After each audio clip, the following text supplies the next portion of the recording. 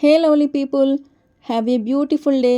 Welcome back to our channel అందాల లోగిలి. మీకు నేను వినిపించబోయే కథ ఆలంబన. రచయిత డాక్టర్ తాళ్ళూరి లక్ష్మి గారు. ఇక కథలోకి వెళ్తే, హాల్లో ఫోన్ మోగుతుంటే వెళ్ళి తీసింది అనుపమ. వంశీ ఫోన్ చేస్తున్నాడు అటు నుంచి. అమ్మా, రేపటితో మా ఇంటర్న్షిప్ అయిపోతుంది. రేపు రాత్రికల్లా నేను మనోజ్ఞ ఇంటికి వచ్చేస్తాం అనగానే అనుపమ మొహం ఆనందంతో మతాబులా వెలిగిపోయింది. వంశీ ఎంత మంచి కబురు చెప్పాడు. ఈ రోజు కోసం ఎన్ని సంవత్సరాల నుంచి ఎదురు చూస్తోంది. అదే చెప్పింది వంశీతో. చాలా సంతోషంగా ఉందిరా వంశీ, అంకుల్కి కూడా ఫోన్ చేసి చెప్పండి, సంతోషపడతారు అంది. మనోజ్ఞ ఎప్పుడో చెప్పేసిందమ్మా. నేనే పనిలో పడి కొంచెం ఆలస్యం చేశాను. సరే ఉంటాను అని చెప్పి ఫోన్ పెట్టేశాడు వంశీ. అనుపమకి ఇక కుదురుగా ఉండడం సాధ్యం కాలేదు. ఏ పని చేస్తున్నా వంశీనే గుర్తుకు రాసాగాడు. కాలం ఎంత వేగంగా పరిగెడుతోంది. నిన్నగాక మొన్ననే వంశీని మెడికల్ కాలేజీలో చేర్పించింది. అప్పుడే 5.5 సంవత్సరాలు గడిచిపోయాయా? అనుపమ మస్తిష్కంలో గతించిన కాలం సినిమా రీళ్ల గిరున తిరగసాగింది. అనుపమను ఎన్నటికీ మర్చిపోలేని రోజు వంశీకి మెడిసిన్లో సీటు వచ్చిన రోజు. సిటీకి 60 కిలోమీటర్ల దూరంలో ఉన్న ఒక చిన్నపాటి టౌన్లో కట్టిన మెడికల్ కాలేజీలో వంశీకి సీటు వచ్చిందని తెలిసిన రోజున అనుపమ పడిన సంతోషం అంతా ఇంతా కాదు. వంశీ నాన్నగారు పోయాక ఆయన వంశీ గురించి కన్నా కలలను సాకారం చేయడానికి 4 ఏళ్లుగా తను వంశీ పడిన కష్టాలకు ప్రతిఫలం దక్కినందుకు ఎంతగానో మురిసిపోయింది. ఆ రోజే వంశీని కాలేజీలో చేర్చాల్సిన రోజు. ఇద్దరూ వంశీకి కావలసిన సామానంతా 2 బ్యాగులలో సర్దుకుని పొద్దుటే ఆర్టీసీ బస్సులో బయలుదేరి 10 గంటలకల్లా ఆ చిన్న టౌన్ చేరుకున్నారు. బస్టాండ్ నుంచి మెడికల్ కాలేజీ 6-7 కిలోమీటర్ల దూరం ఉంటుంది. బస్టాండ్లో ఆటో చేసుకుని కాలేజీకి బయలుదేరారు. సగం దూరం వెళ్ళేసరికి టైర్ పంక్చర్ అయి ఆటో ఆగిపోయింది. స్టెప్నీ కూడా లేకపోవడంతో ఆటో డ్రైవర్ టైర్కి పంక్చర్ వేయించుకుని వస్తానని వెళ్ళిపోయాడు. వేరే ఆటో వస్తే దానిలో మీరు వెళ్ళిపోమ్మని చెప్పి అనుపమ, వంశీ మరో ఆటో ఏదైనా వస్తే ఆపడానికి రోడ్డుపైన ఎండలో నిలబడ్డారు. ఎంతసేపటికి ఒక్క ఆటో కూడా రాకపోవడంతో ఏం చేద్దామా అని ఆలోచిస్తుండగా వారి పక్క నుంచే ఒక మెరూన్ రంగు కారు కొంచెం ముందుకెళ్ళి ఆగి మళ్ళీ రివర్స్ చేసుకుని వచ్చి వారి పక్కనే ఆగింది. అందులో నుంచి ఒక అమ్మాయి దిగి లిఫ్ట్ కావాలా ఆంటీ అని అడిగింది. అనుపమ తలూపడంతో అయితే ఎక్కండి అని అనుపమని వంశీని కారులో ఎక్కించుకుంది. వాళ్ళిద్దరూ కారెక్కగానే నా పేరు మనోజ్ఞ, డ్రైవ్ చేస్తుంది మా నాన్నగారు మనోహర్. నన్ను మెడికల్ కాలేజీలో చేర్చడానికి తీసుకెళ్తున్నారు. మీరు కూడా మెడికల్ కాలేజేనా అని అడిగింది. అవునని చెప్పి అనుపమ, వంశీ తమను తాము పరిచయం చేసుకున్నారు. మెడికల్ కాలేజీ చేరగానే ప్రవేశానికి అవసరమైన తతంగమంతా పూర్తి చేసుకుని కాలేజీకి దగ్గరలోనే ఉన్న హాస్టళ్లలో కూడా అడ్మిషన్లు పూర్తి చేసుకున్నారు. బాయ్స్ హాస్టల్, గర్ల్స్ హాస్టల్ పక్కపక్కనే ఉన్నాయి. వంశీ, మనోజ్ఞ తమకి కేటాయించిన గదుల్లో సామాన్లు సర్దుకొని బయటకు వచ్చారు. అప్పటికే లంచ్ టైం కావడంతో నలుగురు కలిసి కాలేజీ క్యాంటీన్లో భోజనం చేశారు. భోజనం చేస్తుండగా మనోజ్ఞ అడిగింది, మీరుండేది కూడా సిటీలోనేనా ఆంటీ అని. అవునమ్మా, శ్రీనగర్ కాలనీలో ఉంటాము అని జవాబిచ్చింది అనుపమ. అంటే మీరుండేది మా దగ్గరలోనే అన్నమాట. మేముండేది జూబ్లీ హిల్స్లో. అయితే నాన్న వెళ్ళేటప్పుడు ఆంటీని వాళ్ళ ఇంట్లో డ్రాప్ చేసి వెళ్ళండి వాళ్ళ నాన్నతో అంది మనోజ్ఞ. అయ్యో, మీకెందుకంత కష్టమమ్మా, నన్ను బస్టాండ్ దగ్గర దించేస్తే బస్సులో వెళ్ళిపోతాను అంది అనుపమ. అంతవరకు వాళ్ళ మాటల్లో ఎక్కువగా కల్పించుకొని మనోహర్, ఇందులో కష్టమేముందండి, నేను ఎటూ సిటీకేగా వెళ్తోంది, మీకు అభ్యంతరం లేకపోతే నాతో రావచ్చు అన్నాడు. మనోజ్ఞ మరింత బలవంతం చేయడంతో ఒప్పుకోక తప్పలేదు అనుపమకి. పిల్లలిద్దరినీ హాస్టళ్లలో వదిలేసి వస్తుండగా మనోహర్ అన్నాడు వంశీతో, వంశీ, మనోజ్ఞ నన్ను వదిలి ఎప్పుడూ ఒంటరిగా ఉండలేదు. ఇక్కడ నువ్వే తనకి ఆసరాగా ఉండాలి. వంశీ ఆయనకు భరోసా ఇచ్చాడు. మీరేమీ దిగులు పడకండి అంకుల్, మనోజ్ఞకి ఏ అవసరం వచ్చినా నేను చూసుకుంటాగా అన్నాడు. మనోహర్ కారు స్టార్ట్ చేస్తుండగా గద్గద స్వరంతో అంది అనుపమ, వంశీ జాగ్రత్త, టైంకి భోజనం చేస్తూ ఉండు. నేను వార్డెన్ గారితో మాట్లాడాను. హాస్టల్ జీవితం అలవాటు అయ్యేదాకా ప్రతి శనివారం సాయంత్రం ఇంటికి పంపడానికి పర్మిషన్ ఇచ్చారు. శనివారం కాలేజీ అయిపోగానే ఇంటికి వచ్చేసి తిరిగి ఆదివారం సాయంత్రం వెళ్ళొచ్చు అంది. సిటీకి తిరిగి వస్తుండగా అనుపమతో అన్నాడు మనోహర్, మీరు వంశీ గురించి దిగులు పడకండి. నేను ఎలాగూ ప్రతి శనివారం మనోజ్ఞను తీసుకురావడానికి కాలేజీకి వెళ్తాను. తనతో పాటు వంశీని కూడా తీసుకొచ్చి తిరిగి సోమవారం పొద్దున్నే కాలేజీలో దింపేస్తాను. థ్యాంక్స్ అండి. మీకు ఎలా కృతజ్ఞత చెప్పుకోవాలో తెలియడం లేదు. గుండెల్లో నుండి కొండంత భారాన్ని దింపేసినట్టుగా ఉంది మనస్ఫూర్తిగా అంది అనుపమ. కొద్దిసేపు అయ్యాక తిరిగి మనోహరే అన్నాడు. వంశీ నాన్నగారు ఊర్లో లేరా? కాలేజీకి రాలేదు? ఒకసారి గాఢంగా ఊపిరి పీల్చుకొని బదులిచ్చింది అనుపమ. ఆయన లేరు. 4 ఏళ్ల క్రితం యాక్సిడెంట్లో చనిపోయారు. సారీ, మీ వ్యక్తిగత విషయాలు అడిగినందుకు క్షమించండి ఎంతో బాధపడుతూ అన్నారు మనోహర్. విషయం మార్చి అనుపమను మళ్ళీ మామూలు మనిషిని చేయడానికి తిరిగి తనే అడిగాడు. మీరేమైనా ఉద్యోగం చేస్తూ ఉంటారా అని. అవునండి, ఒక ప్రైవేట్ ఉమెన్స్ కాలేజీలో ఇంగ్లీష్ లెక్చరర్గా పనిచేస్తున్నాను అని జవాబిచ్చింది అనుపమ. తర్వాత మనోహర్ తన గురించి చెప్పుకొచ్చాడు. అతను ఒక ఐటీ కంపెనీలో సాఫ్ట్వేర్ ఇంజనీర్గా పనిచేస్తున్నాడు. మనోజ్ఞ ఒక్కతే సంతానం. మనోజ్ఞ చిన్నప్పుడే భార్య మరో ప్రసవంలో కన్ను మూసింది. అప్పటి నుంచి అతడే మనోజ్ఞకు సర్వస్వమై పెంచుకున్నాడు. ఒక విధంగా చెప్పాలంటే మన ఇద్దరి జీవితాలు ఒకే బాటలో పయనిస్తున్నట్టున్నాయి. వాతావరణం తేలిక చేస్తూ నవ్వాడతను. వారలా మాట్లాడుకుంటుండగానే సిటీకి చేరుకున్నారు. అనుపమను వాళ్ళింటి దగ్గర దింపేసి వెళ్ళిపోయాడు మనోహర్. ఆ విధంగా పరిచయమైన ఆ 2 కుటుంబాల మధ్య అనుబంధం ఈ 5.5 ఏళ్లలో దినదిన ప్రవర్ధమానమవుతూ వారి మధ్య ఎంతో సామీప్యత తెచ్చింది. తరచుగా ఒకరింటికొకరు మరొకరు భోజనాలకు రావడం, ఏ శుభకార్యమైనా అందరూ కలిసి చేసుకోవడం, ఒకరి కష్టసుఖాలలో మరొకరు పాలు పంచుకోవడం, ఇలా చాలా దగ్గరయ్యారు. సెలవుల్లో ఇంటికి వచ్చినప్పుడు మనోజ్ఞ వాళ్ళ ఇంట్లో కొన్ని రోజులు గడపడం దాదాపు పరిపాటి అయిపోయింది. వంశీ మనోజ్ఞ మెడిసిన్లో 3వ సంవత్సరం పూర్తయి సెలవులకు ఇంటికి వచ్చినప్పుడు మనోజ్ఞ ఇంట్లో కూర్చుని విసుగు పుడుతోందంటే మనోహర్ మనోజ్ఞను ఊటీకి తీసుకెళ్లడానికి ప్లాన్ చేశాడు. అయితే మనోజ్ఞ పట్టుపట్టి తమతో పాటు వంశీ అనుపమలు కూడా వచ్చేట్లు చేసింది. అప్పటి నుంచి సెలవుల్లో ఏ ప్రదేశానికి వెళ్ళినా నలుగురు కలిసి వెళ్ళసాగారు. వంశీ మనోజ్ఞ కూడా ఈ 5.5 ఏళ్లలో ఎన్నడూ చదువుపై అశ్రద్ధ చూపలేదు. ఇద్దరూ ఎంతో కష్టపడి చదివి మంచి మార్కులతో పాస్ అయ్యారు. గత సంవత్సరం చదువుకున్న కాలేజీ అనుబంధ హాస్పిటల్లోనే హౌస్ సర్జన్గా పనిచేస్తున్నారు. అది రేపటికల్లా పూర్తవుతుంది. ఇక పూర్తి స్థాయి డాక్టర్లుగా పనిచేయవచ్చు. ఆహ్లాదకరమైన గతంలో నుంచి బయటకొచ్చిన అనుపమ మనసు దూదిపింజలా గాలిలో తేలిపోసాగింది. ఇక వంశీని ఒక ఇంటివాడిని చేసేస్తే తన మరో బాధ్యత కూడా పూర్తవుతుంది. వంశీ పెళ్ళనుకునేసరికి అనుపమ మనసులో మనోజ్ఞ సుందర రూపం మెదిలింది. ఇద్దరూ ఈడుజోడుగా ఉంటారు. ఒకరంటే ఒకరు ఎంతో సఖ్యతతో చాలా చనువుగా కూడా ఉంటారు. మనోజ్ఞ ఎంతో మంచి అమ్మాయి. చాలా చలాకీగా ఉన్న ఎంతో మృదు స్వభావురాలు. ఆ అమ్మాయి చెంగున ఇంట్లో తిరుగుతుంటే ఇంటికే కల వచ్చినట్టుండేది. వంశీకి మనోజ్ఞ తోడైతే వాళ్ళిద్దరి జీవితాలు ఎంతో ఆనందంగా ఉల్లాసంగా ఎటువంటి ఒడిదుడుకులు లేకుండా సాగిపోతాయి. వాళ్ళిద్దరినీ ఒకటి చేయాలనే భావనతో అనుపమ నిర్వచించలేని ఒక తీయటి అనుభూతికి గురైంది. ఈ విషయంలో ముందుగా మనోజ్ఞ గారి అభిప్రాయం కూడా తెలుసుకుంటే ఆ తర్వాత వంశీ మనోజ్ఞల ముందు ప్రస్తావించవచ్చు. ఈరోజే మనోహర్ గారితో మాట్లాడాలి అనుకుంది అనుపమ. అనుకున్నట్టుగానే అనుపమను ఆ రాత్రే ఫోన్ చేసి మనోహర్కి తన మనసులో మాట చెప్పి అతని అభిప్రాయం కూడా అడిగింది. మనోహర్ కూడా వంశీ మనోజ్ఞలు ఒకటైతే తనకంటే ఎక్కువగా ఆనందించేవారు ఎవ్వరూ ఉండరని చెప్పడంతో మనసు ఎంతో కుదుటపడి ఆ రాత్రి సంతృప్తిగా నిద్రపోయింది అనుపమ. హౌస్ సర్జరీ కూడా అయిపోయింది. ఇక ముందు ఏం చేద్దాం అనుకుంటున్నావు వంశీ? కాఫీ సిప్ చేస్తూ వంశీని అడిగాడు మనోహర్. వంశీ మనోజ్ఞలు చదువులు ముగించుకొని ఇళ్ళకి వచ్చి దాదాపు వారం రోజులు అవుతుంది. ఆ రోజు మనోహర్ మనోజ్ఞలను డిన్నర్కి పిలిచింది అనుపమ.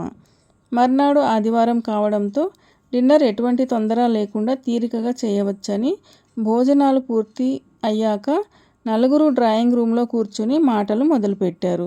మనోహర్కి డిన్నర్ అయ్యాక కాఫీ తాగడం అలవాటు.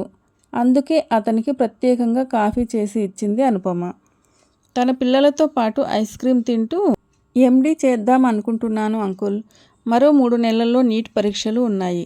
నేను మనోజ్ఞ ఎప్పుడో ప్రిపరేషన్ మొదలుపెట్టాం.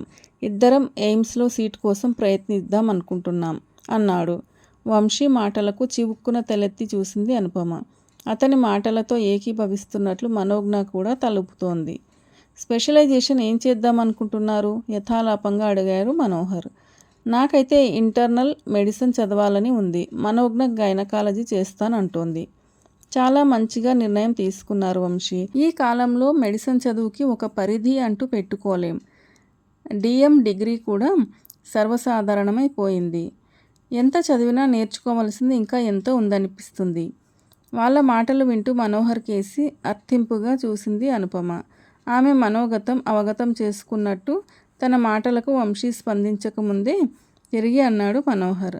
అయితే మాలాంటి తల్లిదండ్రులు సంతోషపడేది, సంపూర్ణంగా తృప్తి చెందేది పిల్లలు చదువులు ముగిశాక ఉద్యోగాలు సంపాదించుకొని పెళ్ళిళ్ళు చేసుకుని ఒక ఇంటివారిగా స్థిరపడినప్పుడు. ఆ ప్రక్రియ ఎంత వేగంగా పూర్తి అయితే అంత ఆనందిస్తారు. అందరిలాగే మీ అమ్మగారు, ఒక విధంగా చెప్పాలంటే నేను కూడా మీ ఇద్దరి విషయంలోనూ త్వరలో ఇదే జరగాలని ఆశిస్తున్నాం అన్నాడు. మా పెళ్ళ? ఆశ్చర్యంగా చూశాడు వంశీ. అవును, మీ పెళ్ళే వంశీ, మధ్యలో కలగజేసుకుంటూ అంది అనుపమ. మనోహర్ గారు, నేను అనుకుంటున్నదేమిటంటే, మనోజ్ఞకి నీకు అభ్యంతరం లేకపోతే మీ ఇద్దరికీ త్వరలో పెళ్లి చేయాలని. ఆ తర్వాత పై చదువులు చదవాలా, ఉద్యోగాలు చేయాలా అనేది మీ ఇద్దరూ కలిసి నిర్ణయించుకోవచ్చు అంది. ముఖాన విస్మయం ప్రస్ఫుటంగా కనిపిస్తుంటే వంశీ మనోజ్ఞ వైపు చూశాడు. ఆ అమ్మాయి ముఖంలోనూ అదే రకమైన భావోద్వేగం కనిపిస్తోంది. కొద్దిసేపు ఇద్దరూ కళ్ళతో మాట్లాడుకున్నాక మనోజ్ఞ అంది. వంశీ కాగల కార్యం గంధర్వులే తీరుస్తున్నట్టు ఉన్నారు. ఇంకా ఆలస్యం ఎందుకు చెప్పు అంది. మనోజ్ఞ మరోసారి హెచ్చరించాక ఈసారి దీర్ఘంగా ఊపిరి పీల్చుకొని గొంతు విప్పాడు వంశీ. అమ్మా, మీ మనసుల్లో ఈ విధమైన ఆలోచన ఉందని నేను మనోజ్ఞ అస్సలు ఊహించలేదు. లేకుంటే ఎప్పుడో విషదపరిచేవాళ్ళం. మా మనసుల్లో అటువంటి ఆలోచన లేదని. మా ఇద్దరికి ఒకరిపై ఒకరికి ఎంతో అభిమానం, ఆప్యాయత, గౌరవం ఉన్నాయి. కానీ అవి మీరు అనుకుంటున్నట్టు పెళ్ళికి దారి తీసే ప్రేమ, ఇష్టము కాదు. మేం పరస్పరము ఒకరికి ఒకరు మంచి కోరుకునే మంచి స్నేహితులం మాత్రమే.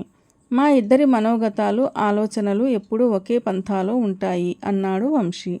ఈసారి తెల్లబోవడం అనుపమ మనోహర్ పనైంది. వారి ముఖాల్లో కదలాడుతున్న ఆశాభంగాన్ని గమనిస్తూ తిరిగి కొనసాగించాడు వంశీ. అమ్మ, నిజానికి మనోజ్ఞ నేను కలిసి మీ ఇద్దరితో ఒక విషయాన్ని గురించి ఎప్పటి నుంచో మాట్లాడాలనుకుంటున్నాం. సందర్భం కుదరక, ధైర్యం చేయలేక ఇంతవరకు ప్రస్తావించలేదు. మా ఇద్దరితోనా? ఏ విషయం గురించి? ప్రశ్నార్థకంగా చూసింది అనుపమ. విషయాన్ని ఎలా చెప్పాలో మనసులో మతించుకుంటున్నట్టున్నాడు వంశీ. కొంచెం సమయం తీసుకుని తిరిగి కొనసాగించాడు. మనోజ్ఞ నేను ఈ విషయం గురించి దాదాపు 2 ఏళ్ల నుంచి చర్చించుకుంటున్నాం. అన్ని కోణాల్లోంచి ఆలోచించాం. మా ఇద్దరికి ఎంతో బాగా మనసుకి హత్తుకునేలా నచ్చింది. ఇలాగే కనుక జరిగితే ఎంత బాగుంటుందోనని ఎన్నోసార్లు అనుకున్నాం. ఈ విషయం చెబితే మీ ప్రతిస్పందన ఎలా ఉంటుందోనన్న జంకుతో ఇంతకాలం చెప్పలేదు. ఇప్పుడు మెడిసిన్ పూర్తి చేసుకుని మేమిద్దరం జీవితంలోని మరో దశలోకి అడుగు పెడుతున్న తరుణాన ఈ విషయం మీద మీరు ఎలాంటి నిర్ణయం తీసుకున్నా మన జీవితాల మీద దాని ప్రభావం ఎక్కువగా ఉండదని ఈ అంశాన్ని మీ ముందు ఉంచుతున్నాం. మీరు ఎలాంటి నిర్ణయం తీసుకున్నా మాకు సమ్మతమే. అయితే సానుకూలంగా నిర్ణయం తీసుకుంటే మటుకు మేమెంతో సంతోషిస్తాం. ఇక సాగదీయక అసలు విషయం ఏంటో చెప్పరా బాబు. ఈ ఉత్కంఠ భరించలేకపోతున్నాను. కొద్దిగా అసహనంతో కూడిన కంఠంతో అంది అనుపమ. నేను చెబుతాను ఆంటీ, ముందుకొచ్చింది మనోజ్ఞ. వంశీ, నేను ఎంతగానో కోరుకునేది, అభిలషించేది ఏమిటంటే మీరు నాన్నగారు పెళ్లి చేసుకుని దంపతులవ్వడం, మీ జీవితాలను నందనవనాలుగా చేసుకుని హాయిగా జీవించడం. ఏమిటి? మనోజ్ఞ చెప్పడం పూర్తి కాకముందే ఏకకంఠంతో అరిచారు అనుపమ మనోహర్లు. అప్పటికే అనుపమ ముఖం రంగులు మారడం ప్రారంభించింది. ఒక విధమైన చెప్పలేని సిగ్గుతో, లజ్జతో, అభిమానంతో. అవును అంకుల్, మీరు విన్నది నిజమే. మేమిద్దరం మనసారా కోరుకునేది మీరిద్దరూ ఒకటై ఆనందంగా ఒకరికొకరు తోడు నీడై జీవించాలని అన్నాడు వంశీ. మనోహర్కి ఏం మాట్లాడాలో పాలుపోలేదు. ఎంతో ప్రయత్నం మీద అన్నాడు. అది కాదు వంశీ, ఈ వయసులో మాకు పెళ్ళేమిటి? అదేంటి అంకుల్ అలా అంటారు? ఇప్పుడు మీ వయసేమంత మించిపోయిందని అమ్మకి 46 దాటలేదు, మీకు 50 దాటలేదు. కనీసం 30 ఏళ్ల జీవితం ఉంది మీ ముందర. ఇలా ఒంటరిగా ఎంతకాలం గడుపుతారు? ఇప్పటి వరకు మనోజ్ఞ నేనే మీ లోకమై ఉన్నాము. మున్ముందు మనోజ్ఞ నేను మీకు పూర్తిగా తోడుండడానికి వీలవుతుందో లేదో చెప్పలేం. మా వృత్తి జీవితాలతో సంసార జంఝాటాలలో పడి మీతో ఎంతసేపు గడపగలుగుతామో మాకే తెలీదు. అందుకే మీకంటూ ఒక ప్రత్యేకమైన జీవితం, ఒక జీవన సహచరుడు ఉండాలి. అమ్మకి మీరు, మీకు అమ్మ గత 6 ఏళ్లుగా బాగా తెలుసు. ఒకరంటే ఒకరికి గౌరవం, అభిమానం ఉన్నాయి. ఇద్దరి అభిరుచులు కూడా బాగా కలుస్తాయి. నాకు తెలిసి మీరు కలిసి జీవించడానికి ఒప్పుకుంటే మీ జీవితాలు ఎంతో ఆనందంగా, హృద్యంగా సాగిపోతాయి. ఒకరికొకరు జీవితాంతం ఆలంబనగా నిలుస్తారు. దయచేసి ఒప్పుకోండి అంకుల్, అర్థింపుగా అన్నాడు వంశీ. మీకు పెళ్లి చేయాల్సిన వయసులో మాకు పెళ్ళేమిట్రా మీ పిచ్చి కాకపోతేను. ఎంతో లోతైన బావిలో నుంచి వస్తున్నట్టు బలహీనంగా వినపడింది అనుపమ గొంతు. మనోజ్ఞ అనుపమను పక్కకి చేరి ఆమె చేతుల్ని తన చేతుల్లోకి ఆప్యాయంగా తీసుకుంటూ అంది. ఆంటీ, అమ్మ ప్రేమంటే తెలియకుండా పెరిగిన దాన్ని. మీరు కలిసాకే అమ్మ ప్రేమలోని మాధుర్యం ఎలా ఉంటుందో తెలిసింది. మీరు నాన్నగారు కలిసి ఉంటే రేపు నేను పెళ్లి చేసుకున్నాక కూడా నాకంటూ ఒక పుట్టిల్లు, ఒక అమ్మా నాన్న ఉంటారు. మీ దగ్గర నేను అమ్మ ప్రేమని సంపూర్ణంగా జీవితాంతం పొందగలుగుతాను. నా కోసం నాన్న, వంశీ కోసం మీరు మీ సరదాలన్నీ చంపుకొని ఎంత త్యాగం చేశారో మా ఇద్దరికి బాగా తెలుసు. ఇక మీదైనా మీకోసం మీరిద్దరూ జీవించాలన్నది మా ఇద్దరి ఆకాంక్ష. దయచేసి కాదనకండి ఆంటీ. మీ సంగతి అటుంచు. ఈ సమాజం నవ్విపోదు.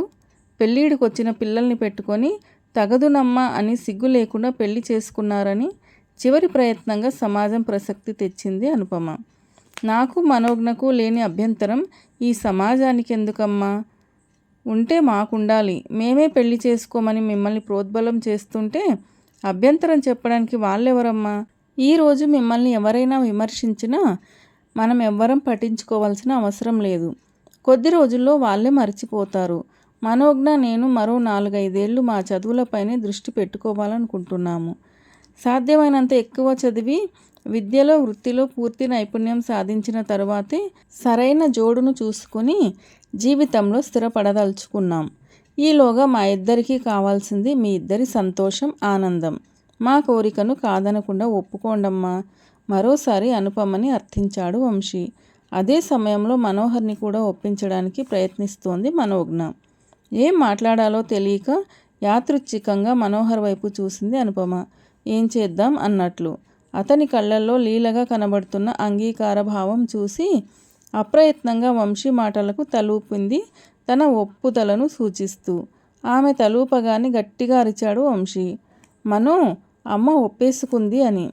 అతని కేక వినగానే మనోజ్ఞ ఒక్క ఉదుటున అనుపమ పక్కకి చేరి thank you aunty, thank you అంటూ అనుపమను పట్టుకొని కుదిపేసింది.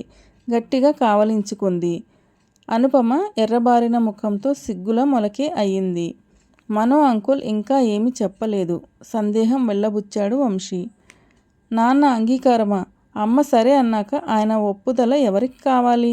అయినా నా మాట కాదనే ధైర్యం ఉందా ఆయన గారికి? తల ఎగరేస్తూ అంది మనోజ్ఞ. ఆమె మాటలకు ఒక చిన్న మందహాసం చేశాడు మనోహర్. వాళ్ళ నవ్వులతో ఆ ఇల్లు స్వర్గసీమే అయింది. ఈ కథ నచ్చిందా మీకు? నచ్చినట్లయితే లైక్ చేయండి, మీ ప్రియమైన వారికి షేర్ చేయండి. అలాగే మన ఛానల్ను సబ్స్క్రైబ్ చేసుకోవడం అస్సలు మర్చిపోకండి. Thank you for watching. See you in another video. Till then keep smiling and be happy.